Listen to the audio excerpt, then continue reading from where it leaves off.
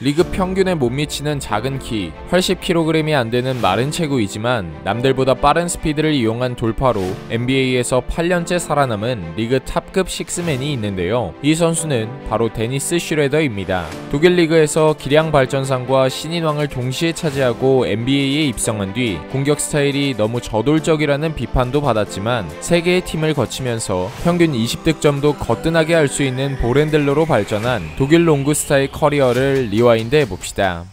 1993년 9월 15일 데니스 슈레더는 독일 브라운슈바이크에서 태어났습니다. 혼혈아에 독일어 습득까지 더뎌 유치원 시절 또래 친구들에게 놀림도 받았지만 이를 알았던 어머니는 그들을 뛰어넘으라고 격려해 주었고 그의 트레이드 마크로 자리잡은 금발 염색도 미용사였던 어머니의 제안으로 인해 시작했다고 합니다. 남들보다 돋보이는 걸 좋아해 청소년기에는 스케이트보드에 매료되어 공원에서 보드 스킬들을 연습하는데 모든 여가 시간을 할애했는데요. 그러다가 잠깐 쉴 때 옆에 있던 농구 골대에 슛을 던져보곤 했는데 단순히 재미로 몇 번 쏴본 슛을 시작으로 농구에도 재미를 붙여 즐기게 됩니다. 그러던 어느 날 우연히 청소년 농구 코치 눈에 띄어 브라운슈바이크 농구 클럽에 합류해보라는 제안을 받았고 이 제안을 받아들이면서 농구를 제대로 배우기 시작했습니다. 아버지 역시 농구에 몰두하는 아들을 격려해 주었는데 그런 아버지에게 슈레더는 NBA 선수가 될 것이라고 원대한 포부를 밝히곤 했습니다. 그렇게 농구 클럽 훈련에 참여하면서 다양한 스킬들을 습득하고 연마해가며 16살이 되었을 무렵 예기치 않게 아버지를 심장마비로 떠나보내는 아픔을 겪었는데요. 한동안 깊은 슬픔에 잠겨 있었으나 이내 아버지와 했던 약속이 떠오른 슈레더는 NBA 입성이라는 목표를 현실적으로 만드는 데 집착해 훈련 강도를 더욱 높여 하루 일과의 거의 모든 시간을 농구에 쏟아부었습니다. 그 결과 17살에 독일 농구 프로팀에 부름을 받게 되었고 2년 사이에 괄목할 만한 성장세를 보여줬습니다. 벤치 멤버로 뛰면서 프로 무대에 적응했던 루키 시즌과 달리 12-13 시즌부터는 팀의 주전 가드로 자리매김해 평균 득점을 2배가 훌쩍 넘게 끌어올리며 기량 발전상과 독일 최고 유망주상을 휩쓰는 영예를 얻었습니다. 독일 리그에서 자신의 가치를 증명한 뒤 2013년에 NBA 드래프트에 참가했고 슈레더는 1라운드 17픽으로 애틀랜타 헉스의 지명을 받으면서 아버지와 한 약속 그리고 불가능할 것처럼 보였던 자신의 꿈을 이뤄냈습니다. 루키 시즌에는 NBA 평균 신장에도 못 미치는 키와 제프 티그, 루 윌리엄스 등 경험 많은 팀 동료에 밀려 가비지 타임에만 코트를 밟는 것으로 만족해야 했으나 다음 시즌에는 루윌이 팀을 떠나면서 경기당 20분가량 백업 포인트 가드로 기용되자 신인답지 않은 센스 넘치는 플레이를 선보였고 평균 득점도 2자릿수로 끌어올리며 성장 가능성을 보여줬습니다. 그 다음 15-16 시즌에는 주전 포인트 가드인 티그보다 적게 뛰면서도 큰 차이가 없는 생산력을 보여주자 애틀랜타는 2016년 여름 제프 티그를 트레이드해버리면서 슈레더를 팀의 주전 포인트 가드로 낙점하게 됩니다. 슈레더의 주전 기용에 대해 일부 전문가들은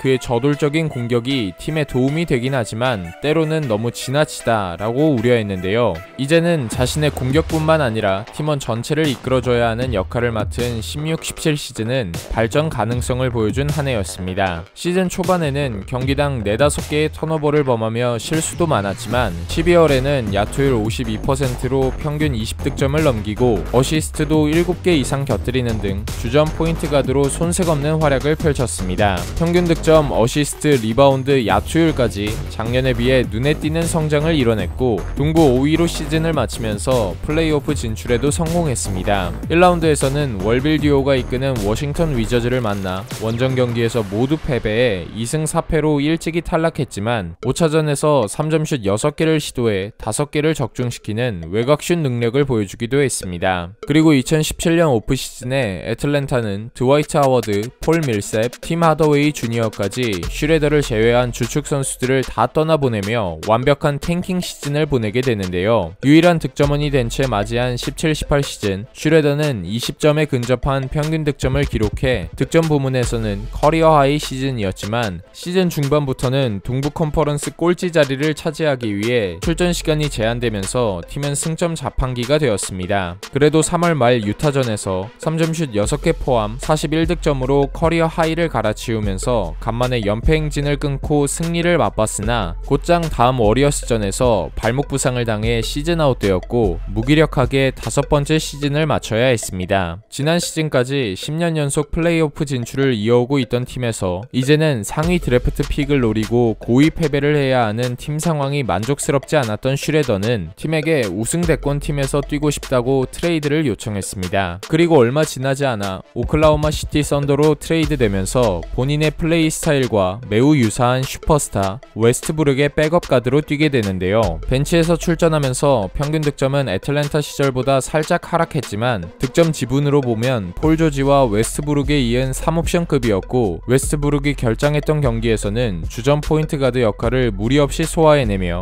믿음직한 벤치 에이스로 자리매김했습니다. 웨스트브룩이 쉴 때 또 한 명의 리틀 웨스트브룩이 벤치에서 출격하는 듯 했고 득점과 수비 모두 스타팅 멤버 못지않은 활약을 펼치며 팀의 플레이오프 진출에 공헌했습니다. 그러나 OKC는 포틀랜드를 만나 정규 시즌에 비해 떨어지는 경기력으로 일관하며 1승 4패로 시리즈를 마무리하게 되었고 다음 시즌을 앞두고 폴 조지, 웨스트브룩 등 주축 선수들이 연이어 팀을 떠났습니다. 그래도 다행히 2년 전처럼 소년가장 역할로 돌아가진 않았는데 경험 많은 포인트 가드인 크리스 폴과 유망주 길저스 알렉산더가 합류해 지난 시즌과 똑같이 식스맨 역할을 유지했습니다. 팀 전력도 시즌 초반 15경기에서는 5승밖에 거두지 못하면서 리빌딩이 답인 듯 했지만 12월 초 미네소타전 승리를 기점으로 상승세를 타기 시작했는데요. 경기 종료 1초 전 타운스가 자유투를 넣으면 3점 차로 벌어지는 상황. 높은 BQ를 자랑하는 폴이 조던 벨이 상의를 바지에 넣지 않고 코트에 들어오는 것을 지적해 경기 지연 행위로 자유투 1개를 얻어내는 진귀한 장면을 연출했고 양쪽 모두 자유투를 1개씩 집어넣으면서 그대로 2점 차를 유지하고 공격권을 가져오게 됩니다.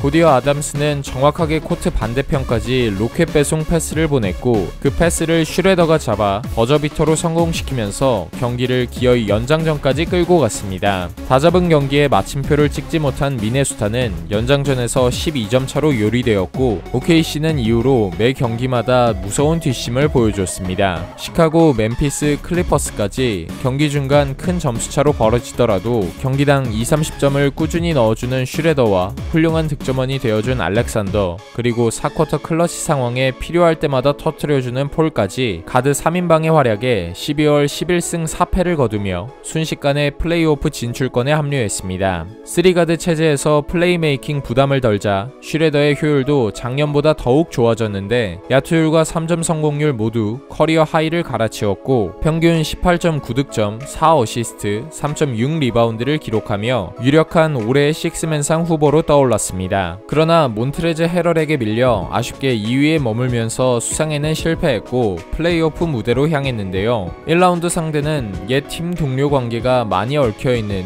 휴스턴 로켓츠였습니다. 첫 두 경기는 맥없이 내줬지만 3차전에서는 슈레더가 팀 내 최다 득점을 올리면서 경기를 팽팽하게 끌고 간 끝에 첫 승을 따내게 됩니다. 불이 붙은 슈레더는 4차전에서 지난 경기 때보다 더 좋은 슛감을 보여줬는데 약점이었던 3점 슛은 7개 중 4개를 성공시켰고 야투율 62%로 30득점을 기록하며 팀의 2연승을 이끌었습니다. 그러나 다음 5차전에서는 터커의 스크린을 빠져나가는 과정에서 급소를 가격해 3쿼터 도중에 바로 퇴장당했고 슈레더가 빠진 OKC는 34점 차로 대패했습니다. 그 다음 6차전은 크리스 폴의 맹활약에 힘입어 기어이 3승 3패 동률을 맞추고 7차전까지 갔으나 2점 차로 아쉽게 석패하면서 작년에 이어 또 1라운드 탈락으로 시즌을 마감하게 됩니다. 0.4%로 예상된 OKC의 플레이오프 진출을 이끌었다는 것과 웬만한 주전 선수보다 훨씬 좋은 효율을 기록한 슈레더는 결국 오프 시즌에 데니 그린과 트레이드되어 2020 챔피언 팀인 LA 레이커스에 합류했는데요. 슈레더의 합류로 르브론을 대신해 볼핸들링을 맡길 수 있는 선수가 한 명 더 늘어났고 그 외 다른 포지션에도 몬트레즈 헤럴, 마크 가솔 등 알짜배기 선수들을 영입하면서 레이커스는 작년의 단점을 보강한 채 20-21 시즌을 맞이했습니다. 슈레더는 현재까지 모든 경기를 주전으로 나서면서 팀 내 3옵션 역할을 해주고 있는데요. 시즌 초반에는 2승 2패로 잠시 주춤했지만 슈레더 웻레더는 개막전부터 트리플 더블에 가까운 활약을 펼치며 팀에 잘 녹아드는 모습을 보여줬습니다. 레이커스가 떠나보낸 라존 론도와 비교했을 때 경기 운영 부면에서는 밀리지만 득점력만큼은 14경기 동안 평균 14.1득점을 올려주면서 르브론과 AD에게 가중되는 부담을 덜어주고 있습니다. 그 결과 레이커스는 언제 주춤했냐는 듯이 연승 가도를 달리면서 11승 3패로 리그 전체 1위로 순항하고 있고, 경기 중엔 지고 있더라도 결국엔 뒤집고 승리하는 분위기를 타고 있는데요. 가비지 타임만 뛰는 후보 선수에서 최고의 식스맨으로, 그리고 이젠 자신이 그토록 바란 우승권 팀의 주전 선수로 발돋움한 슈레더가 과연 이번 시즌에도 득점력을 한층 더 끌어올려 생애 첫 우승을 맛볼 수 있을지 차세대 독일 롱구스타의 남은 커리어가 더욱 기대됩니다.